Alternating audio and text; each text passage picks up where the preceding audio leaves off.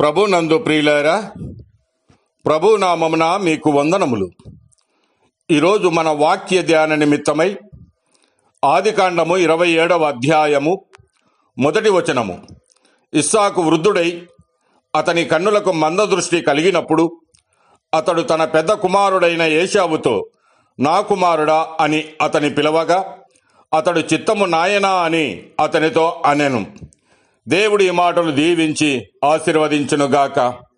గమనించండి ప్రియులారా, శరీర సంబంధమైన దృష్టి మాత్రమే కాక ఆత్మీయకంగా కూడా దృష్టి సరిగా ఉండాలి. ఆత్మీయ దృష్టి సరిగా లేకుంటే జీవితము చీకటిమయముగా ఉంటుంది. ఇక్కడ మనకు మందదృష్టి కలిగిన ఇస్సాకు కనిపిస్తూ ఉన్నాడు. ఇది వారి వృద్ధాప్యాన్ని బట్టి కలిగిన మందదృష్టి. ఇస్సాకు కలిగిన మందదృష్టి వలన ఎవరి ఏ కుమారుడైనది గుర్తించలేకపోయి పెద్ద కుమారుడి అనుకొని చిన్న కుమారుణ్ణి దీవించాడు. యాకోబు తన తండ్రి యొద్దకు వచ్చి, నా తండ్రి నన్ను దీవించినట్లు లేచి నీ కుమారుడు వేటాడి తెచ్చిన దానిని తినుమని తన తండ్రితో అనినప్పుడు, అతని తండ్రి అయిన ఇస్సాకు, నీవు ఎవరవని అతనిని అడిగాడు. అతడు ఏశావు అను నీ జ్యేష్ఠ కుమారుడనగా ఇస్సాకు మిక్కుటముగా గడగడ వణుకుటకు అతని మందదృష్టి కారణమైంది. అలాగనే సమూయేలు మొదటి గ్రంథంలో 3వ అధ్యాయం 2వ వచనములో మనం గమనించినప్పుడు, ఏలీ కన్నులు మందదృష్టి గలవైనందున అతడు చూడలేక తన స్థలమందు పండుకొని ఉన్నాడు.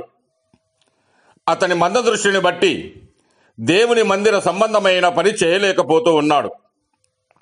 అతని కుమారులైన హోఫ్నీ, ఫినెహసులు ప్రత్యక్షపు గుడారంలో చేసే చెడ్డ కార్యములు చూడలేకపోయాడు. అతనికి ఇప్పుడు దైవ ప్రత్యక్షత లేదు. పేరుకు మాత్రము ఉన్నాడు. తన స్థలమందు పండుకొని మాత్రము ఉన్నాడు. ఎంత ఘోరమైన విషయమో గదా. మనలో కూడా ఈ మందదృష్టి కలుగుతుందా? దృష్టిలో వృద్ధాప్యాన్ని వచ్చామా? ఆత్మ సంబంధమైన సంగతులను చూడలేని కన్నులు, వాక్యములో ఆశ్చర్యకరమైన సంగతులు చూడలేని కన్నులు, తెల్లబారి కోతకు సిద్ధమైన పొలములను చూడలేని కన్నులు, ప్రభువును చూడలేని మందదృష్టి గల కన్నులు గలవారముగా ఉన్నామా? మందదృష్టి ఆత్మీయ జీవితానికి ఎంతో దెబ్బ. మన ప్రభువు గుడ్డివాని కన్నులు తెరిచినవాడు. భర్తమయ్యను గుడ్డి భిక్షకుని బాగు చేసినవాడు. మార్కు సువార్త 8వ అధ్యాయంలో మనం గమనిస్తే, ఒక గుడ్డివాడు కనబడుచున్నాడు. వాని కన్నుల మీద ఉమ్మివేసి వాని మీద చేతులు ఉంచి, నీకేమైనను కనబడుచున్నదా అని అడగగా, వాడు మనుషులు చెట్ల వలె కనబడుచున్నారని చెప్పాడు. ఆయన మరలా వాని కన్నుల మీద తన చేతులను ఉంచగా వాడు తేరి చూసి కుదుర్చబడి సమస్తమును తేటగా చూడసాగాడు. వానికి మొదట మనుషుల వలె కనబడలేదు. మనకు కూడా అనేక సార్లు సంగతిని సంగతిగా చూడలేని కన్నులు ఉండును. కానీ ప్రభు స్వస్థతపరచగలడు. ప్రభు యొక్క రెండవ తాకిడి మనకు అవసరము. మనము తేటగా చూసేవారముగా ఉండాలి.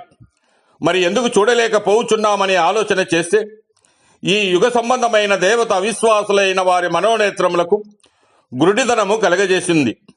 కాబట్టి సువార్త ఎంత ప్రకటించినా వారికి మరుగు చేయబడినట్లుగా క్రీస్తు మహిమను కనబర్చు సువార్త ప్రకాశము వారికి ప్రకాశింపకుండునట్లు ఈ యుగ సంబంధమైన దేవత వారి మనోనేత్రములను గురుడితనము కలగజేసింది. మన కన్నులు తెరవబడాలి. మందదృష్టి, గురుడితనము పోవాలి.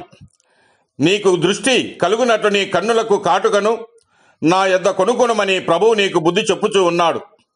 మనకు దృష్టి కలిగినట్లు మన కన్నులకు గురుడితనము పోవాలంటే గుగ్గిలం అనే బుద్ధి, జ్ఞానము, గ్రహింపు అనే కాటుకను నా యొద్ద కొనుకొనుమని నీకు బుద్ధి చెప్పుచున్నానని ప్రభువు సెలవిస్తూ ఉన్నాడు.